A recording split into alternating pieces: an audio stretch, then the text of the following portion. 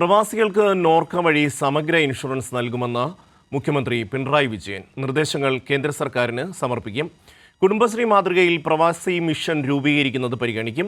ദുഃഖകരമായ വേളയിലും ലോക കേരള സഭയിൽ പങ്കെടുത്ത പ്രതിനിധികളെ മുഖ്യമന്ത്രി പിണറായി വിജയൻ അഭിവാദ്യം ചെയ്തു. അതിന് പ്രത്യേക പദ്ധതി രൂപീകരിക്കണമെന്ന നിർദ്ദേശമാണ് ഉയർന്നു വന്നിട്ടുള്ളത്. പ്രത്യേകമായൊരു പദ്ധതിയായി അതെങ്ങനെ നടപ്പാക്കാൻ കഴിയുമെന്നത് ഗൗരവമായി ആലോചിക്കാം. കുടുംബശ്രീ മിഷൻ മാതൃകയിൽ പ്രവാസി മിഷൻ രൂപീകരിക്കുക, പ്രവാസികൾക്ക് സമഗ്ര ഇൻഷുറൻസ് പദ്ധതി നടപ്പാക്കുക, ഇതാണ് ഉയർന്നു വന്ന മറ്റ് രണ്ട് നിർദ്ദേശങ്ങൾ.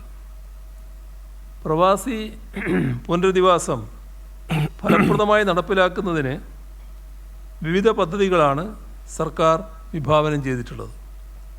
പ്രവാസി ഓൺലൈൻ സംഗമങ്ങൾ നടത്താനുള്ള നടപടികൾ പുരോഗമിക്കുകയാണ്. 2019 പ്രവാസി ഡിവിഡൻഡ് പദ്ധതി ആരംഭിച്ചത്.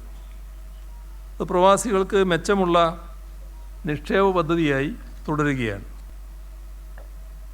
മരണപ്പെട്ട പ്രവാസികളുടെ ആശ്രിതർക്കും രോഗബാധിതർക്കും ധനസഹായത്തിനായി സാന്ത്വന പദ്ധതി നടപ്പിലാക്കി വരുന്നുണ്ട്.